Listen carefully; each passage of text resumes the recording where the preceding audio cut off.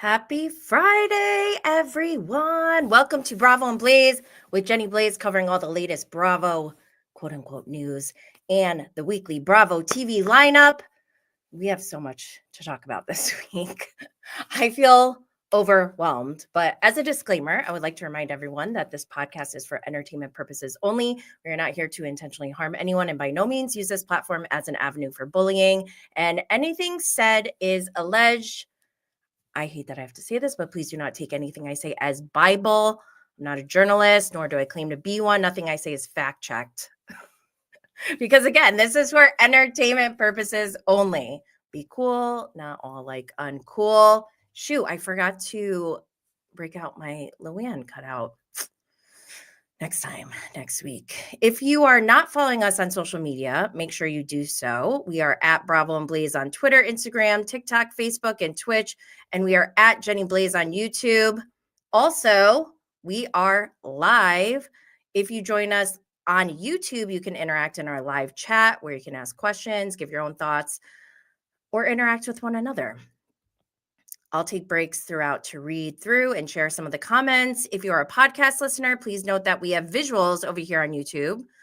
The audio podcast is available where, wherever you get your podcasts. To help support Bravo and Blaze, make sure you subscribe, follow, share, like, comment, and leave a 5-star review. As a reminder, we have bonus content on Real Housewives of Salt Lake City on Patreon, where we can speak more freely in a safe and uncensored space. We didn't have a new episode to review for the latest Patreon episode, so we went over the texts that were leaked by Bronwyn from Lisa Barlow. And it gave us some insight into their quote-unquote friendship. But make sure you sign up at patreon.com/Bravo and Blaze. Let's move on to Bravo, quote unquote, news. This show. I really like this show. Oh man, this picture sucks. Tay-Tay is here. What's up? Okay, so Selling This City is on Netflix. I believed it dropped January 3rd, so about a week ago. I loved this show. Steve Gold from $1 Million Listing New York is on this show, and one, he is still smoking hot, and he has a sick house in Greenwich. And I feel like they said they kind of like casually dropped that they have another baby on the way, I think, which is beautiful. I love that for Steve. I think Steve is thriving. I just love to see it. I really love Steve Gold. I have a huge crush on him, I think.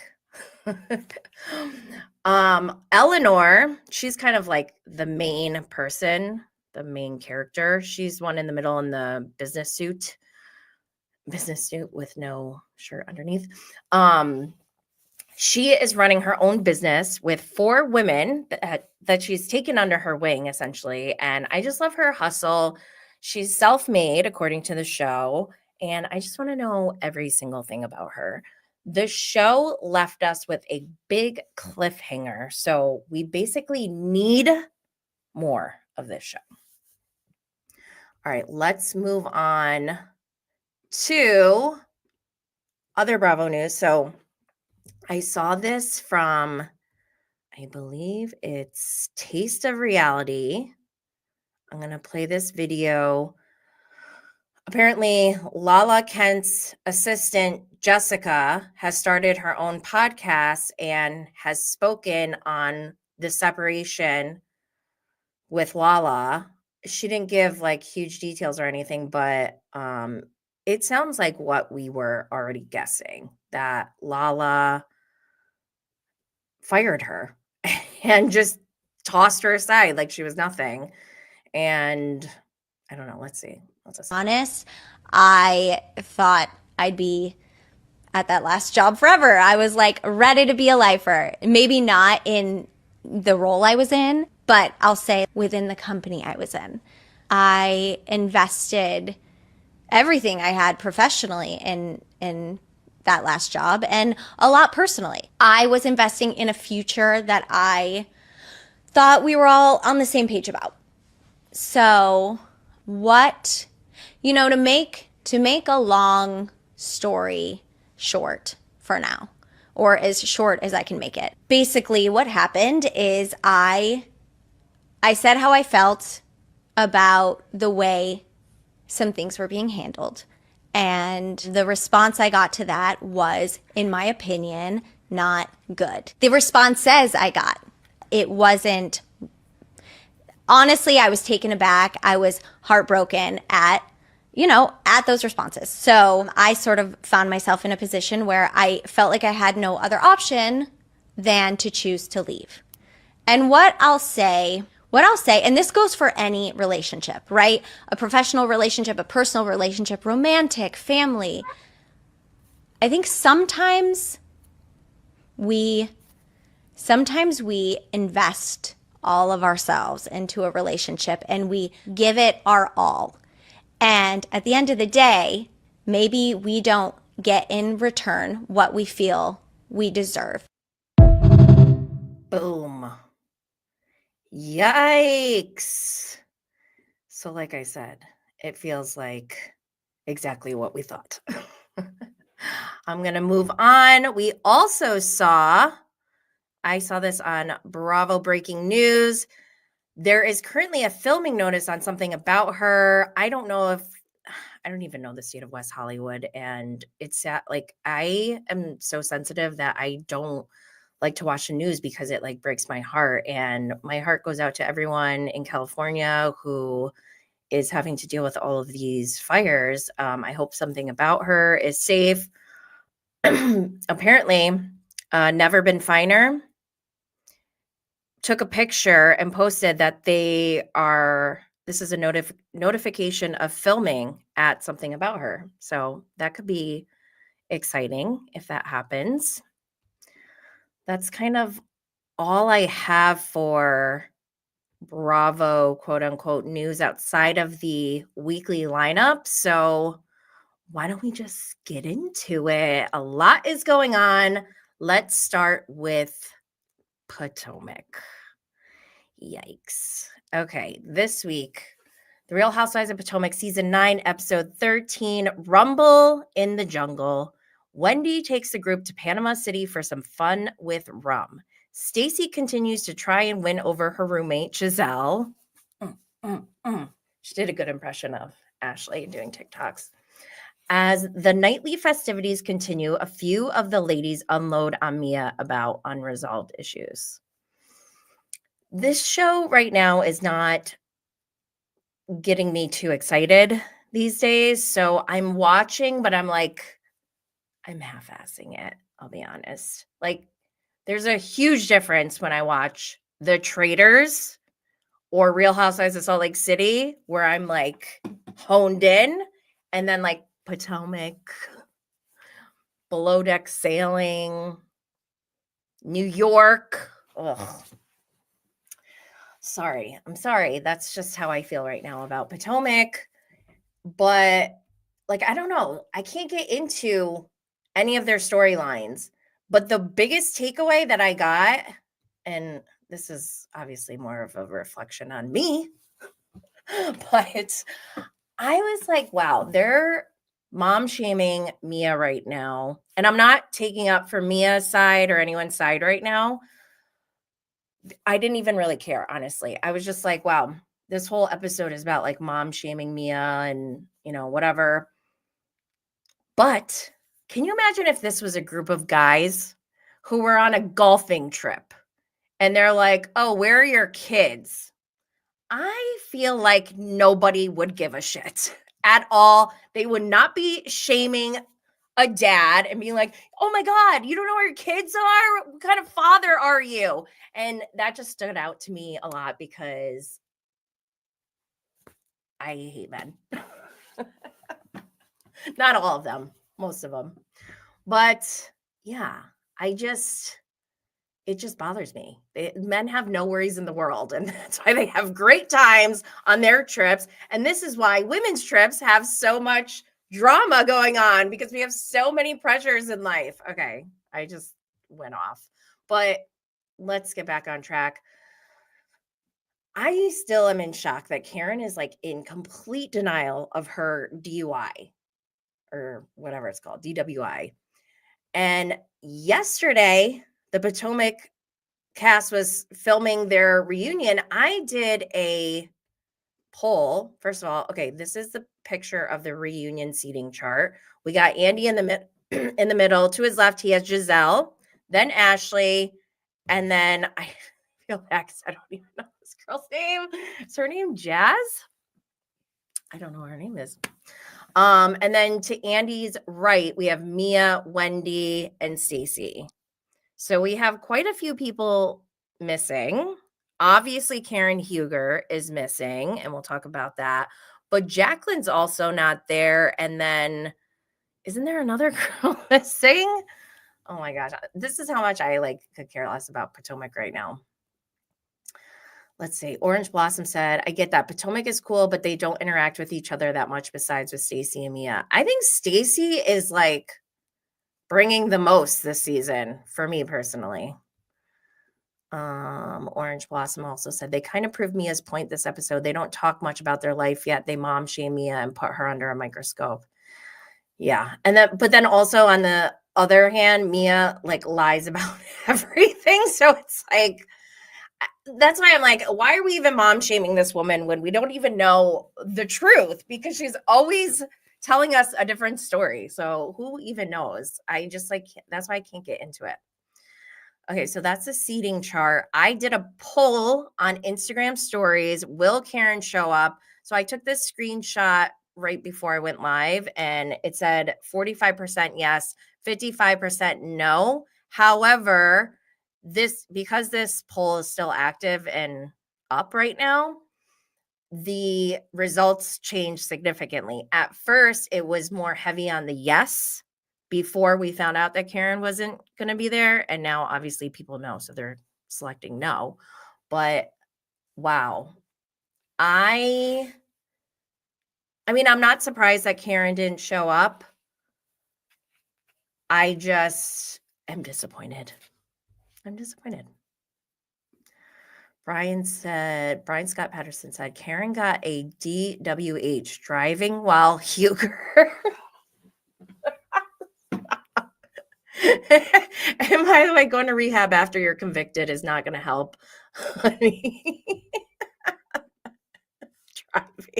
Driving while Huger. Oh my God, Brian, I love you. Okay, so this is from TV Deets.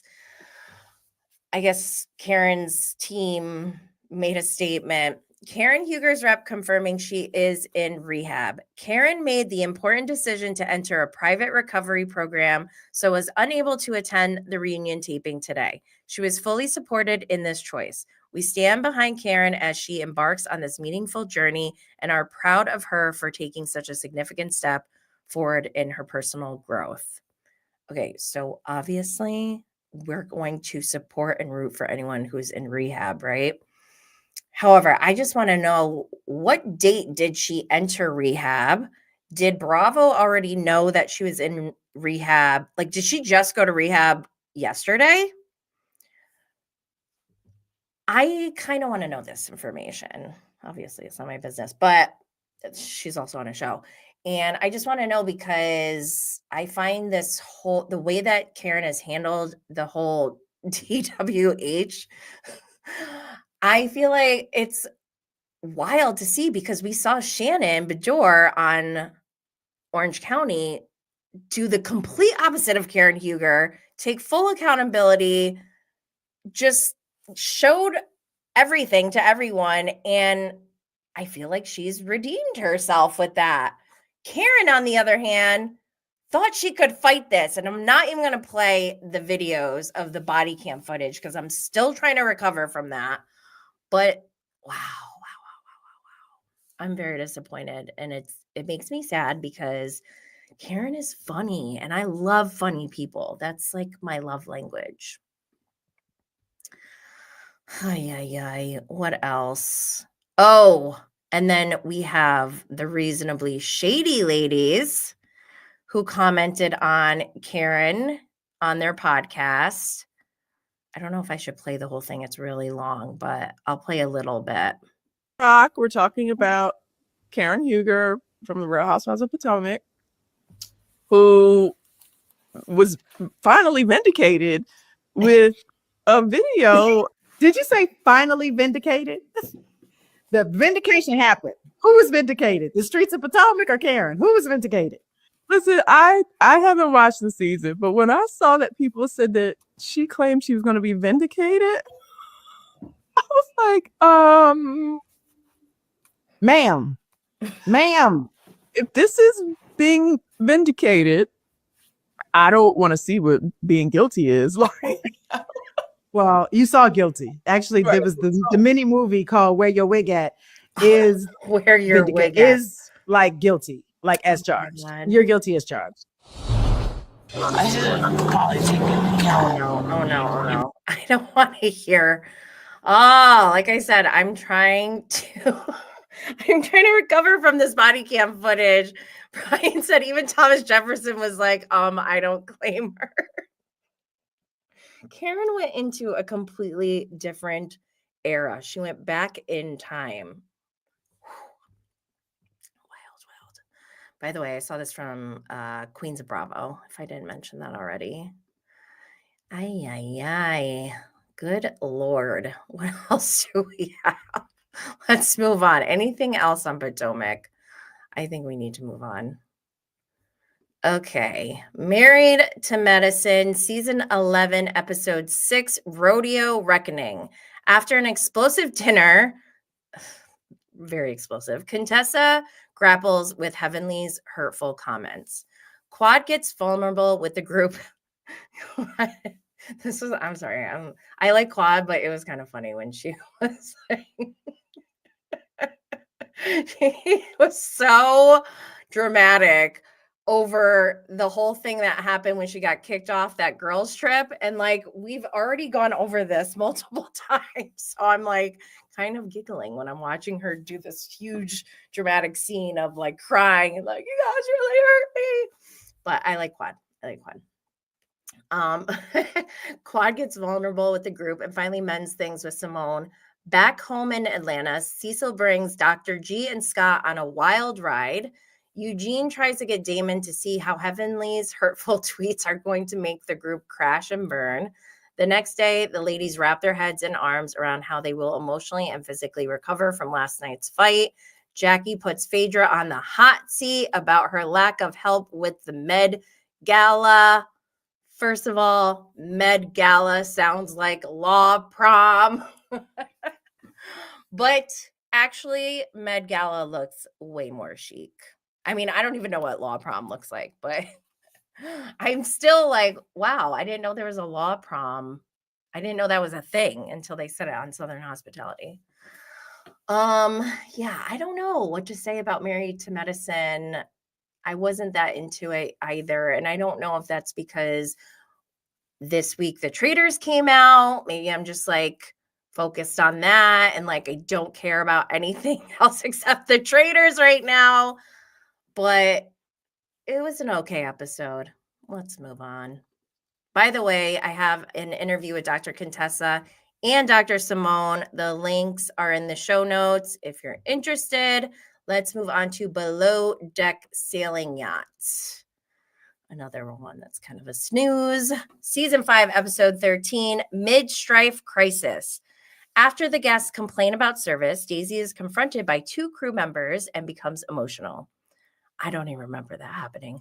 During a crew night out, Chef Cloyce plans to make a move on Daisy, but someone else swoops in for a kiss.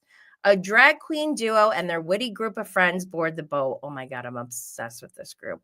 When dinner service doesn't go as planned, the guests get frustrated. The most memorable thing for me was when the guests were pissed.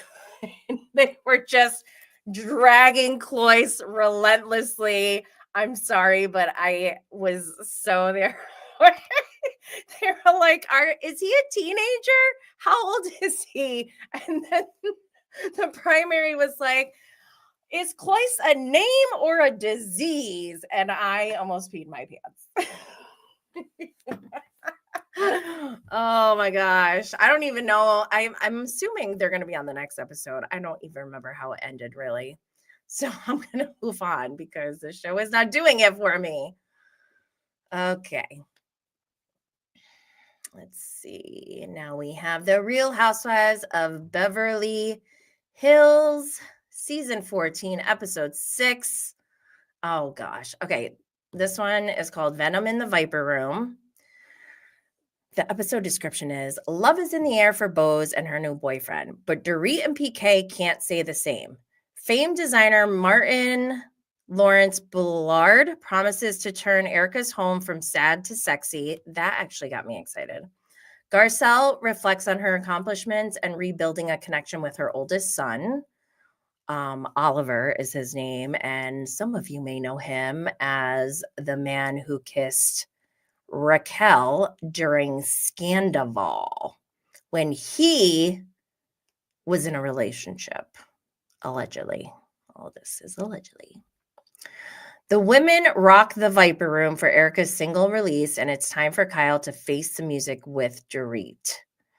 One thing about the Viper Room, in season 1, Tom Zanzival's band played at the Viper Room, and that's all I think about now when I hear Viper Room.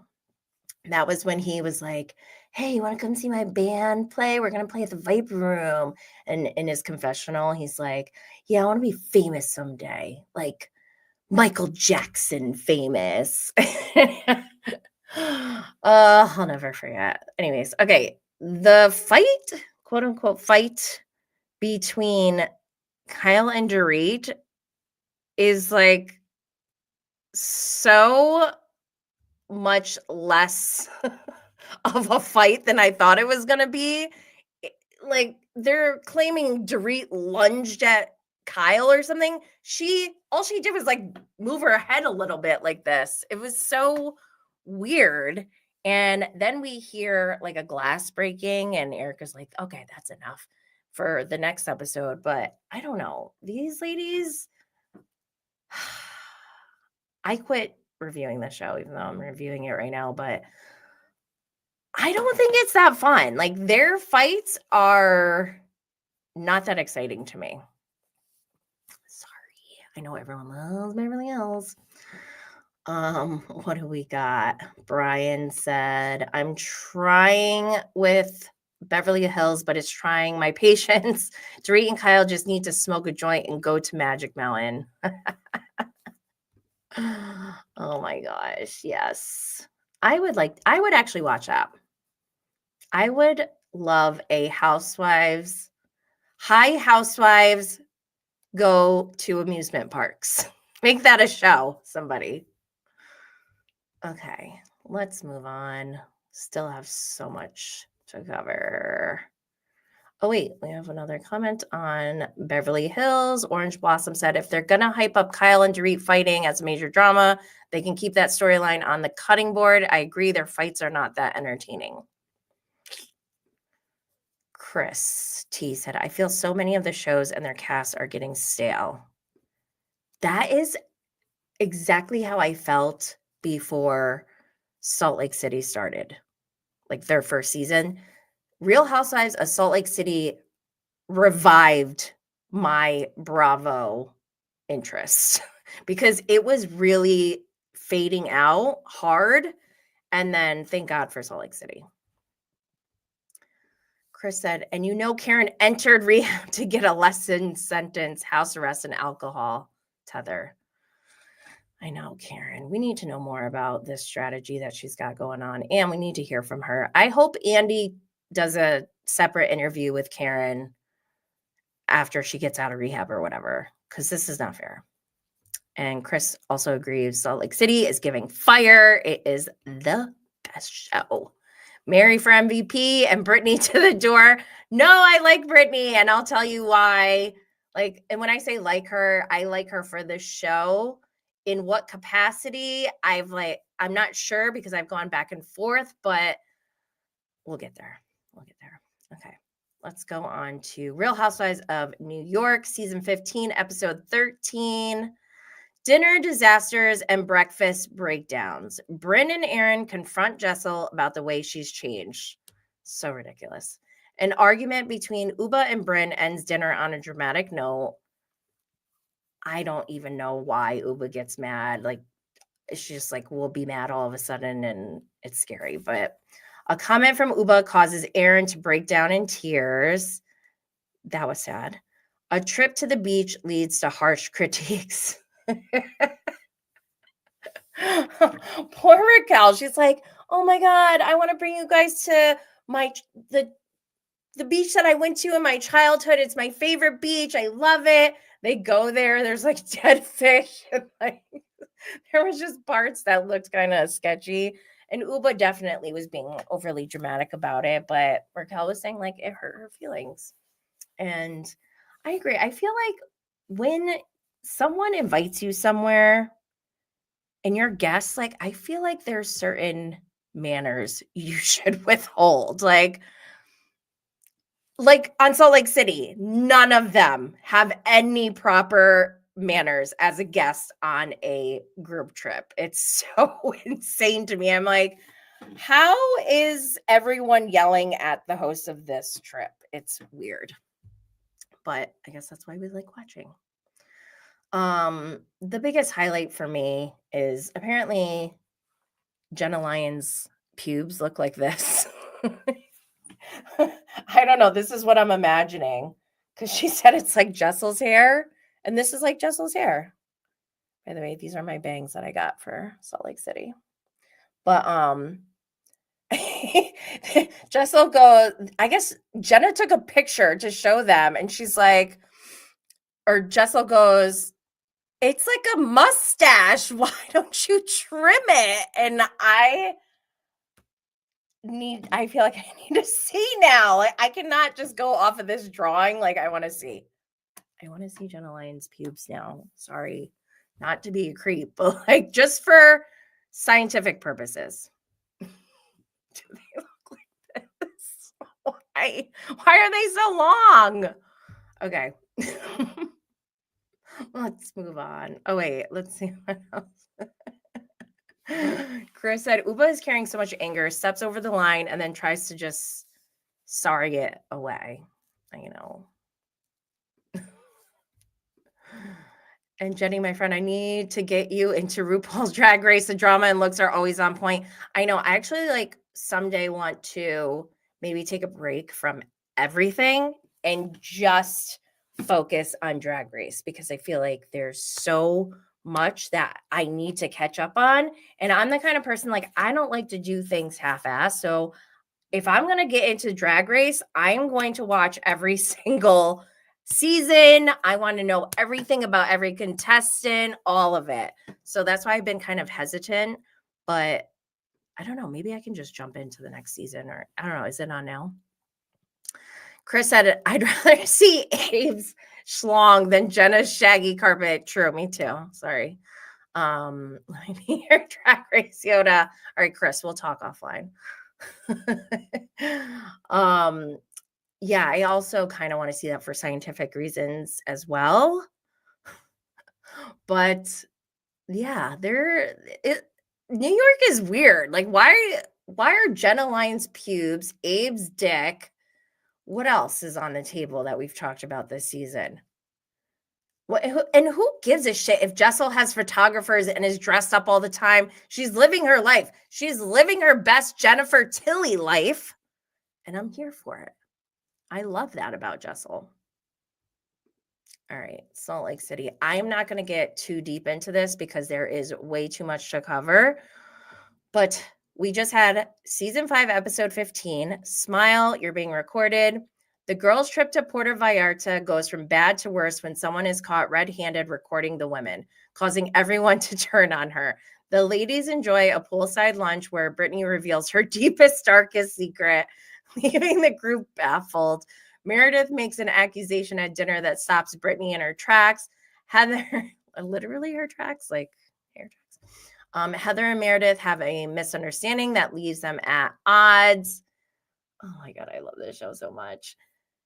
Chaotic from the beginning to end. Meredith is clocked in. I know some people are like, Meredith is crazy, but like, I love that about Meredith. Meredith cracks me up. I love when she just like becomes completely unhinged. She was going off so hard on Britani. She used her line, "You can leave," or "You gotta go. I want her gone." She's always trying to throw someone out. It's like, I just I love it so much. Oh my gosh. Okay. But also, and I'm going to go through this episode in detail on Patreon, which comes out on Monday. But there's some other things that happen outside of the show on social media. So Britani does this crazy video. Oh my God. I'm going to play it for you guys. I'll just play it. It's so wild. Don't start wishing on me wounds the heart. I wasn't born. Oh wait, this is for extensions. Oh, for the rose and pearls. There's a girl I know. They love her so. No. I'm not that. Please. Okay, for anyone who's just listening on the podcast, Britani literally takes Kerastase and puts it directly on the like roots of her hair. When her hair, like, she looks like she was going out somewhere. Hold on, can I rewind this? Look, I thought in this video she was gonna like go out and do something, but no, she takes Kerastase and puts it in her dry hair.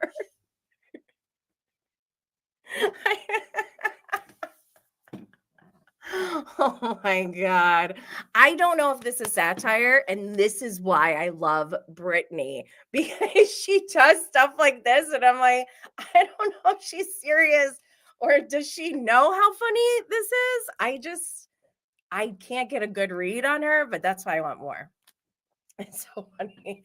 And for anyone who doesn't know, like, the background, there's a whole like Kerastase like partnership war going on between Lisa Barlow and Britani. Britani said on Watch What Happens Live that she wanted to have a Kerastase brand partnership with them, but then Lisa Barlow came out with hers first, and now Britani's doing this while she also drinks soda from Wendy's, which is also one of Lisa Barlow's brand partnerships. It's just so funny to me. And when she goes, "Oh, this is for extensions." Oh, and she laughed. She like looked directly in the camera. Like, that's why I don't. It has to be satire, because she knows the camera's there. She's purposely doing this. Oh my gosh. And Dub said, "I saw that. She's so wild." So funny. Right? Said Meredith, "Someone bugged my room marks." Meredith in the Sprinter van was my favorite. Really, truly. She is so funny. Orange Blossom said Britani beefing with Lisa over Kerastase was the first feud of 2025. Chris said the Sheena Shea of SLC. That's so funny. Oh my God. I don't know. I find Britani to be very entertaining. When she was crying, her cry was like this. She's like, "Ooh." It was like crazy. I loved it though. I was like, this cannot be real. Oh my God. Britani, I say keep her on next season, not full time, because she will take advantage and ruin the whole thing for everyone. But keep her on as a friend of. I am thoroughly enjoying her. Then the bikini bounce back. I actually didn't think that was like that big of a deal, how after she was sobbing, she was like then in her bikini and like jumping off the little cliff thingy. I mean, what was she supposed to do? They're on this trip. Oh my God. They really went after her hard. It was too much, in my opinion. I would have felt bad for her. Let's see. Brian said Britani reportedly and mistakenly signed a deal with Carrot Stash, thinking it was Kerastase.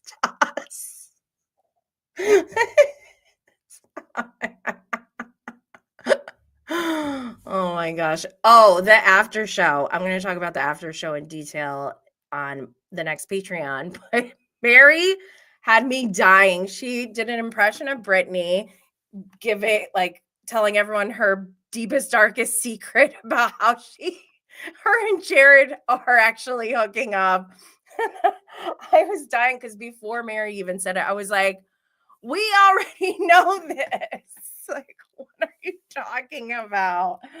Oh my gosh. Mary just laid into Britani on the after show, which you can find on YouTube or Peacock, I believe. Orange Blossom said, I'm sorry, when Britani was crying, I couldn't do nothing but laugh because it sounded like she was dry heaving. Oh my God, same. And she got tongue-tied with her deleted deletes. They were so crazy over the delete. Make sure you delete the deleteds. I loved it. Oh my gosh. Wow. I feel good just talking about this show. Oh. Orange Blossom said, Mary was so hilarious on the after show. Keep Britani and their feud can be the next Nene versus Kim. For real. They are so funny when they're fighting. Okay. What else? Oh, like I said, let me go back up here. Oh, I wanted to read this. So Meredith was she made a comment about getting so mad at Britani for recording them. So this is from TV Deets on Twitter. Meredith Marks on Britani Bateman allegedly recording her co-stars during the Salt Lake City cast trip. For starters, none of us agreed to be recorded by each other. We agreed to be recorded by Bravo and Shed Media, and that's a very different situation where they control that process than having someone else do that, she tells Entertainment Tonight. So the only reason I could imagine someone recording within our group would be for something sinister to share with someone who should not be receiving it. I mean, I kind of agree with Meredith, but at the same time, they're also like literally being recorded while this whole conversation is happening. So it's a little odd. I do see from their standpoint how they're like, wait, it's different when we know we're being recorded by a show. I totally agree with this versus one of the other cast members like secretly recording. I get that. However, this isn't the first time that this has happened. I recall, I feel like on Potomac, didn't Ashley record something before and they used it on the show on a trip too? And then didn't Robin use something before? Like they always do that. And so I don't know. I get it, but at the same time, I don't get it. I don't know. What do you guys think? Let's see. Brian Scott said, that's a great point. Britani was dry heaving, then accused Meredith of puking. The irony of it all. And let's be honest, Chris said, and let's be honest, I'm sure they sign NDAs and taking video and sending it to friends is a violation. She recorded Robin's podcast, I think, if I remember. No, I feel like Ashley had footage, or like even on OC, didn't someone have footage from a Sprinter van? Wasn't it after like the Ireland trip? I feel like, I don't know. I don't have all of the receipts on hand, but I do feel like this has happened before. However, the way Britani was doing it, it did feel really sketchy. And I don't like, what was she going to do with it? like send it to Jared. I feel like that's the only thing she would do. Like, I don't know. N-Dub said, I'd be pissed, especially if the audio leaked prior to the episode. Yeah. So what she does with that could determine whether or not it's okay or not. I feel like maybe. Orange Blossom said, I get how it is an invasion of privacy, but I honestly think Britani didn't have bad intentions. Britani would have sent it to the blogs by now. True. So like for us as an audience, like we know she didn't send anything out because we haven't seen anything, but the other housewives at the time, they don't know what she's going to do with it. So they could assume, are you about to send that to a blog right now or leak something? So I totally get that. N-Dub said Brit could have used the audio to leak it for content or ruin the storyline before it aired. Yeah, she could have. I just don't think she definitely could have been trying to do that. I just don't think Britani thinks like that. I think she's just very childish and like likes drama and was probably gonna like send it to Jared and like giggle about it or something. I don't think she had like some big scheme planned. Christy said, and Whitney said she caught her doing it before and sending it to friends, calling them crazy. Yeah, that part is not okay. Like that's fucked up. If Whitney caught her doing it before, then that's not good. And Deb, she's not that smart. Christy said, hashtag pick me girl. Yeah, let's not give Britani that much credit to this big plan that she had. Brian Scott Patterson said, Angie saying Britani is not the sharpest tool in the shed is the understatement of 2025 so far. Bless her heart. Oh, so there's some comments on Instagram. I have to switch windows to see these comments. I think they are all reactive due to the whole Monica ordeal. Yes, very true. These women are traumatized, don't forget. Britani is a pick-me and lying about intentions. Oh, I don't know. Okay, what else? Let's see. Ooh. I'm going to talk about, if anyone is wondering why I don't like Bronwyn, I haven't even really mentioned her yet, but I have a separate episode on the background behind that. I think somebody commented, actually, I think Bronwyn was trolling me again this week. Whatever, I'll talk about it on Patreon. So on Watch What Happens Live, we had Whitney Rose and Dorinda Medley from the Traitors. They were on. I'll also cover that on Patreon because Andy and Whitney said a couple things about the finale. Also this week on Watch What Happens Live, Bose was on Tuesday night after Beverly Hills and New York, and Andy was asking, like, what do you watch Real Housewives of Salt Lake City? And Bose, I think, was like, yeah, I watched it or something like that. But she brought up the necklace that Bronwyn got. She goes, isn't that the most expensive gift any housewife has ever bought on the show? And Andy was like, well, there's something about that. We'll have to see. And to me, that's an indication that she didn't actually buy it. Because if she did, Andy would just be like, yeah, we'll find out, hopefully. But let's move on. We also have the reunion looks. Oh my gosh, we have so many good things today. Okay, here's a group picture. I don't understand the color scheme. We got, it's all like hues of red and pink, I guess. I don't know. There's like Bravo and Blaze red, then like a maroon, then like a Barbie pink. Then we got Lisa Barlow's wearing like almost the dress looks almost black. Actually, the color is so dark. Heather's wearing like Bravo and Blaze red. Meredith is wearing like a maroon color, and then Britani girl. Did you get this at the high body count dress store?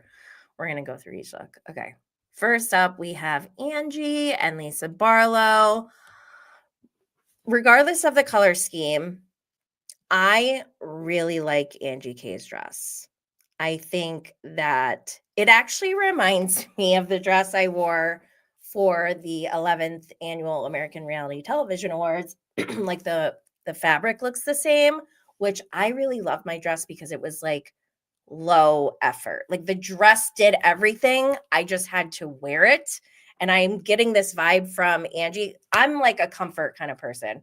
Like as long as it's comfortable, I'm okay. So I'm like, I feel like this dress would be comfortable. Like she wouldn't have to wear anything under it. Like, you know how some dresses you have to have like special bra and like or tape and like all this. I hate that shit. This dress looks like it's just a put it on and let's go. And similar with Lisa Barlow's, but I was surprised that Lisa has an asymmetrical strap in the front because we know that Lisa Barlow likes 90-degree angles. I was very confused about this. Also, I love Lisa Barlow. I love all these ladies. They all, well, I don't love all these ladies, but I love all their looks. Like they all look beautiful. I'm not trying to talk bad about any of their looks. But with Lisa, I don't know, for the styling, I feel like I want her hair to be up, like pulled back and just like not, it doesn't have to be pulled back all the way, maybe like half of it. I don't know, because of this strap. That's just like what I'm feeling. End up said Angie's dress is Oscar de la Renta. Yes, yes, very beautiful. Brian Scott Pedersen said Angie is serving Marilyn Monroe-ish in Gentlemen Prefer Blondes. End up started with the Beso Party. Lisa Barlow is definitely queen. Brian likes Mary and Angie's looks. Chris said must be Valentine's colors because, oh, the reunion will be around Valentine's Day. Didn't even think about that. Brian Scott Patterson, surprise, this is actually poop wind. And just so you know, that necklace was rent to buy.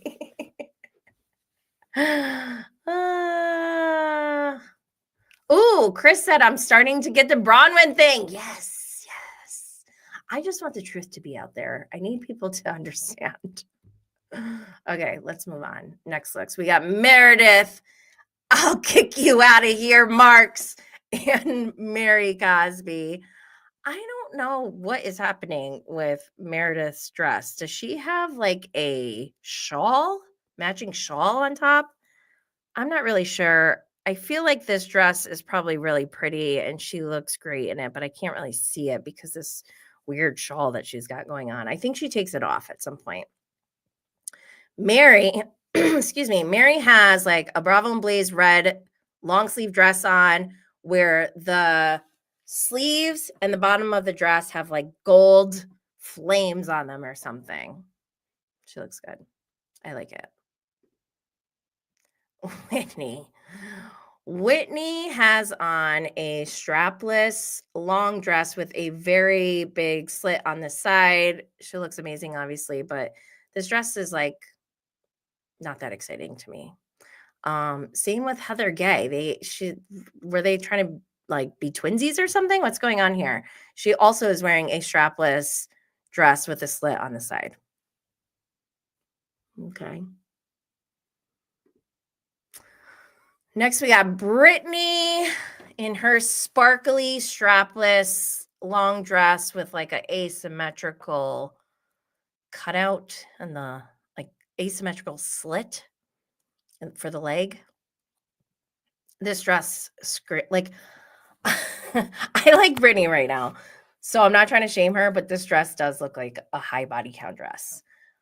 Bronwyn, on the other hand, looks very rich. And I saw this same dress on Carly Kloss. Is that how you say her name? Carly Kloss or Carly Kloss, whatever. It's a really nice dress. I like it. I like that it's different. I like that it's extra. It's got a huge train. It's a short dress, but it has a long train. And then it's long sleeve with all these like structural, what are these, flowers? I don't know what they are, but they're across the sleeves and across the neckline. And then it has like a V-neck that shows a little bit. She doesn't really have much, so I don't know. Let's move on. Who do you guys like the best? N-Dub said, I hate ruffles. That's what they are. I hate those ruffles on Bronwyn's dress. At least she didn't go with the lines all over her face. The lines all over her face? Oh, with her eyeshadow. Meredith's dress and shoes are listed as Brooks Marks. I don't know if that means he styled her or made the dress. I didn't know that. Meredith has officially transitioned from feathers to fur. Yeah. Oh my God. That fur halter top in one of her confessionals is not it. She looks like a cave woman. It's so crazy. Let's see. Lisa always dresses simple at the reunion, straight tube dress style. Yes, she is very streetwear. I don't know if I would say streetwear, but yeah, she's usually more like downplayed on her look at reunions. Okay. Who do I like the most? I might like Angie's the most. Yeah, I think I'm going with Angie. Okay, let's go to Sold on SLC. Oh, wait. Before we move on, I wanted to show this video of Brittany with Heather and Whitney at the reunion. This is a secret bench. You know I'm good at secretly recording. Is this, wait, Whitney, come here. Secretly recording. I'm secretly recording. How do we do this? I don't know. Look at you. And then there's me. Hey, look, I want to be in a cousin sandwich. Can I be in a cousin sandwich? You can be in a cream filling.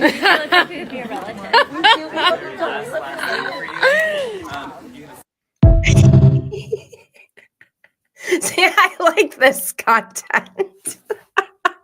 She's like, she's definitely a ham. She loves the cameras. And I think she doesn't really care if she looks silly. And I like that. All right, let's move on. Sold on Salt Lake City, Season 1, Episode 4, Thou Shalt Confront Thy Sins. At Malaysia's Cinco de Mayo fiesta, an agent's personal and professional lives collide when a sinful secret is revealed. Once the gossip spreads, Jennifer holds an emergency meeting to do damage control, and some agents question if she is playing favorites. So I will admit that I didn't watch the rest of this episode. I watched the beginning, and it was exactly what we thought it was going to be. This one dude, this Mormon guy, he's married, has kids. He's been going to a strip club and is like obsessed with one of the strippers or like two of the strippers. And it was a big secret, but it's been outed at this party. And he claims he never did anything physical and he won't say how much money he spent. I am dying to know how much money he spent. And I want to know how much money he spends on OnlyFans as well, because you know he's on there. It's always like the ones who are like, I'm such a good person. I'm so holy. I'm so holy. Look at my halo. No, you're not. Just own it. Okay, I don't, like I said, I didn't watch this episode, so I don't know what to say. Let's move on because we got a lot more to talk about. We got Southern Charm, Season 10, Episode 5, Beer and Loathing. Madison reels from an unexpected news. Craig enlists Paige to host a party where Austen is noticeably not invited, leaving Austen to confront the state of their friendship. Boo fucking who. Wah, wah, wah. Austen and Shep need to grow the fuck up. I'm so sick of watching them never evolve. It's the same shit all the time. And the way that they're on Craig's ass for working hard and wanting to be married and settle down, like, leave him alone. What is your problem? He's living his best life. Like, there is a way to compromise, but they are not even okay with compromising. Like, Craig said he wants his house to be like the house that everyone goes to go swimming and stuff. Why can't they just, what is the problem? Why does he have to go out and get drunk and stuff with them? It's so annoying. Grow the fuck up. Anyways, I want to share this video of Craig, because don't forget, Craig and Paige recently broke up, and we didn't hear from Craig for, I think, a full week. So he finally released a video, and this is it. Oh, figured it's finally time to check in with everyone. Sorry about the delay. This has all been very, very unexpected, to say the least. But I guess life I got to start living again, whatever that looks like. Whatever my new normal looks like, I have to start. Gratitude will get you through this. With time comes clarity. All of the advice I'm trying to listen to. But yeah, right before the holidays, I was very shocked. And it's okay. It takes two people to be in a relationship, and you can't control other people. You can only control how you react to it. So remember to be kind to Paige and me and yourselves and all of that good stuff. And I'm still processing everything, which is normal. I mean, 3-year relationship, it's your best friend who you talk to all day, every day, and then they're just gone. So, one day I'll be able to talk more on it. But right now, I just wanted to thank everyone for their kind messages. It has been really nice to read them, and it's just life. I have to take my own advice that I give when I go around and speak at these home shows, that no one's ever not better off after a breakup. But I guess now I got to practice what I preach and believe it, and truly have faith in God that everything happens for a reason. But I love you all, and I'll see everyone on my travels this January. We got a lot coming up. By the way, I got that from Bravo by Gaze. I feel bad for Craig, because I feel like he is the heartbroken one. Like, I don't think this was his choice. I think Paige broke up with him. I did hear something. This could be so not true. So don't go off of what I'm about to say. But I did hear something about him maybe wanting to propose like around Christmas, and then she wound up breaking up with him because she didn't want to have him go through that. Yikes. Poor Craig. He's won me back over. I really did not like Craig at one point, like when he was hating on Madison. That's when things turned for me. But I think I like him now. Again, I hope he stays on a good track, because he's been doing really well. And I'm not worried about him, because he basically just needs to plug and play his wife. He just needs to find the wife and plug her in to his life. I know that sounds like way easier than it actually is, but I think Craig will be fine. And I think it's clear from the last 2 episodes of Southern Charm that Paige had no intention of settling down anytime soon. And I don't blame her. I think women are starting to realize how much better off they are being single and not tied down to any man. So good for Paige. I'm here for it. And I think they'll both be fine. And Dub said that party was so awkward. Okay, I need to talk about something about this party. I've been having a very witchy feeling about the new girl, Sally, who spells her name with an E. I Googled this because I'm like, I just don't trust anyone who spells Sally with an E. It's unnecessary. It's redundant. We don't need this. But I guess that's how Irish people spell it. So whatever. But something about her really triggered me. And I think what it is, I've been thinking about this a lot.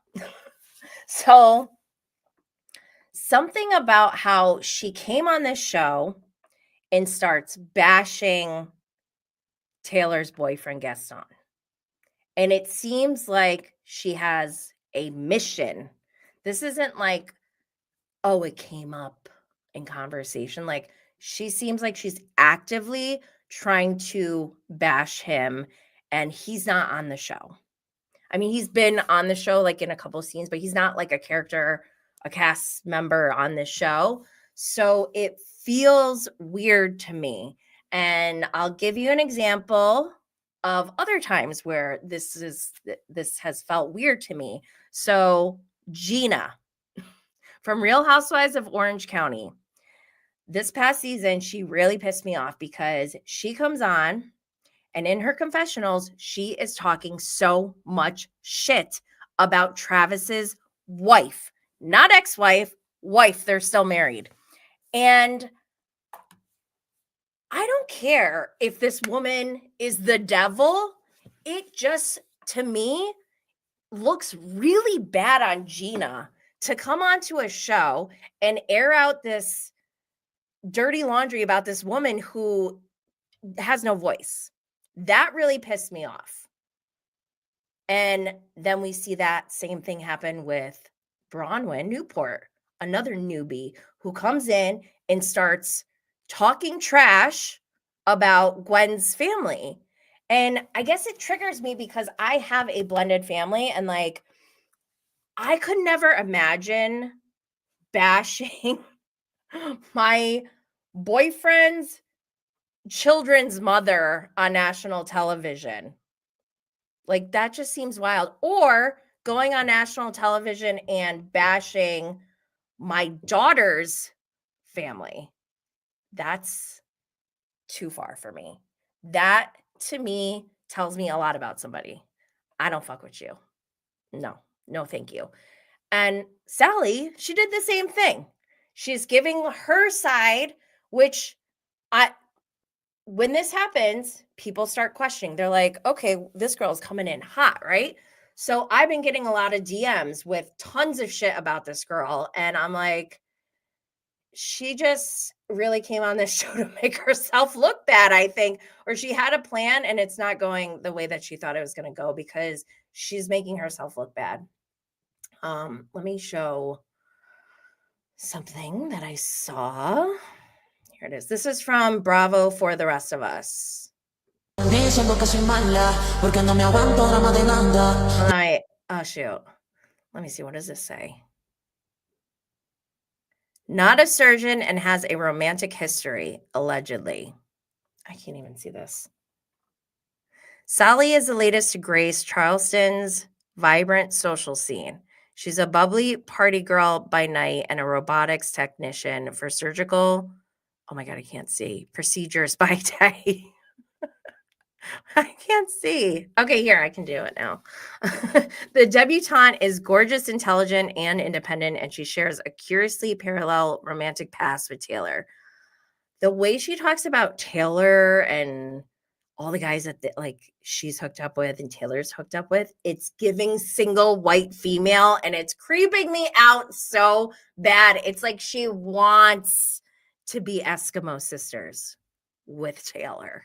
And I find that to be really weird. Okay. This looks like it's from, I don't know where this is from. Looks like Reddit. It says, what does Sally do at the hospital?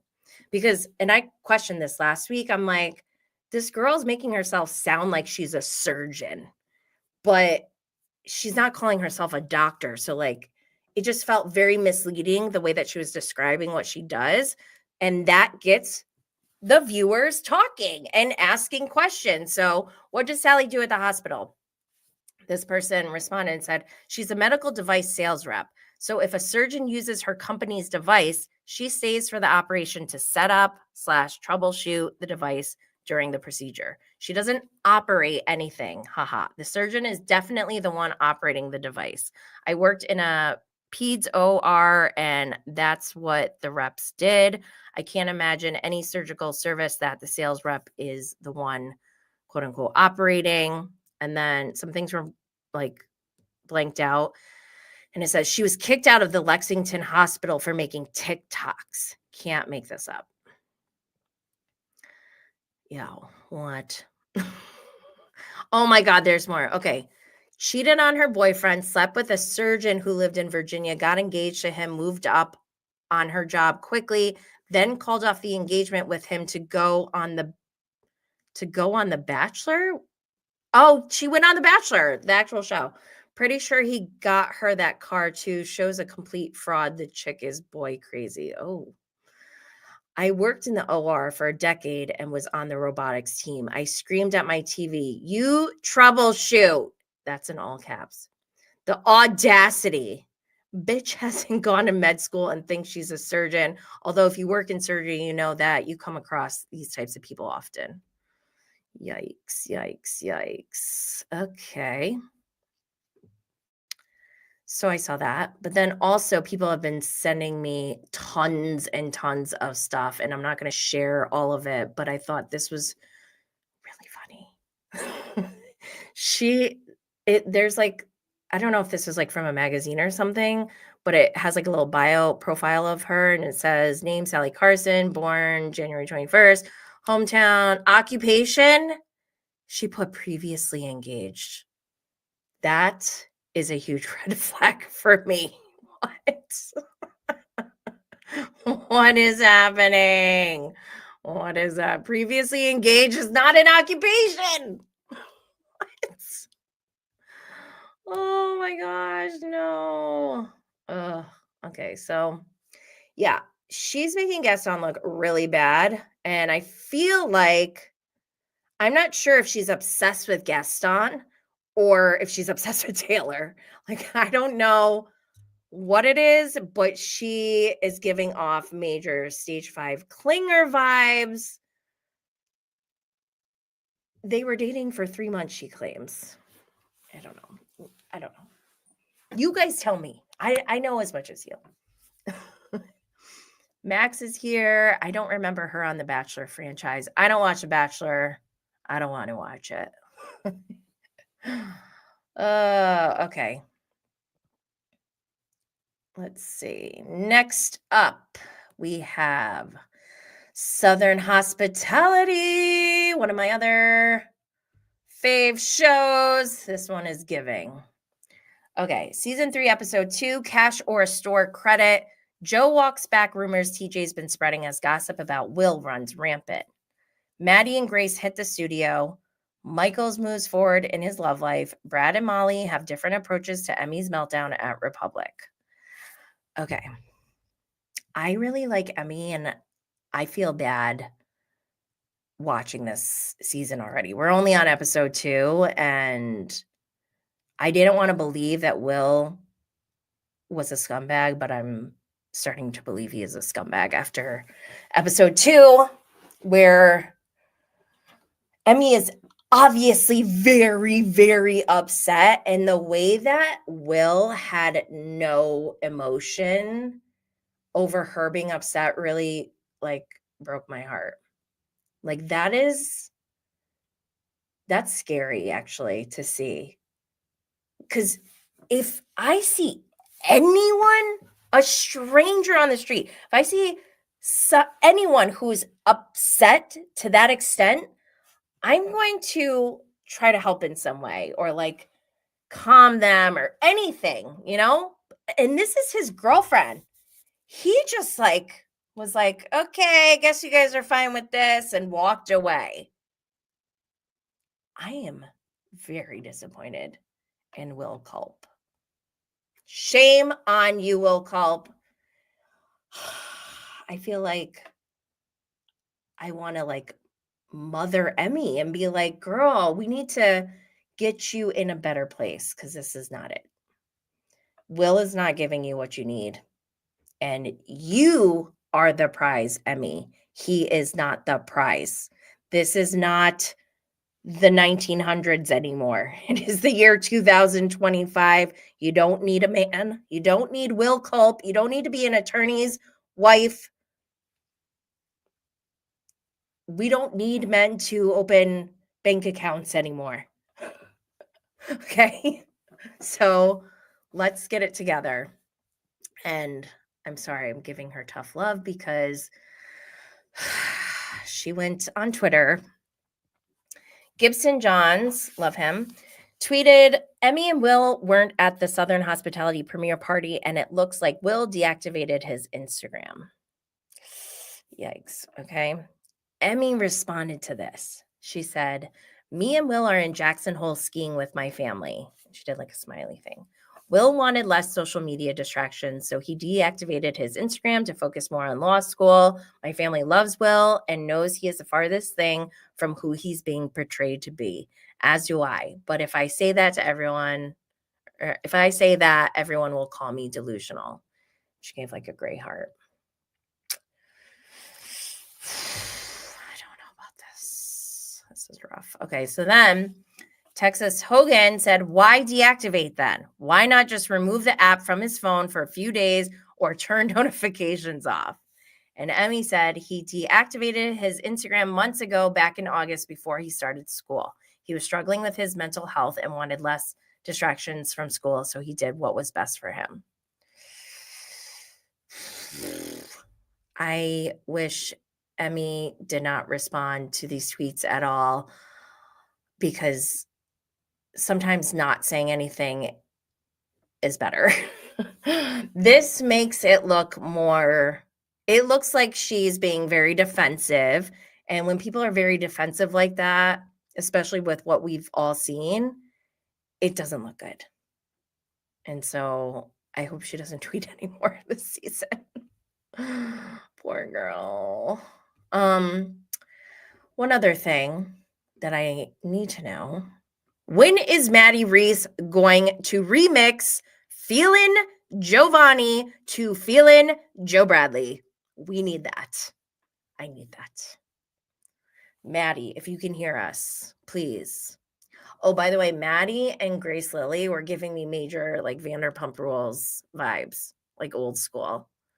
They might be replacing that hole that we have. We will see. Okay, the last thing, we had 3 episodes of the Traitors this week. And on the Traitors, we have a mix of Bravo Lebs, Bachelor reality stars, RuPaul's Drag Race, Big Brother, Survivor. What else do we got? Zac Efron's brother, who is getting a lot of airtime. He's like the new Peter from season 2.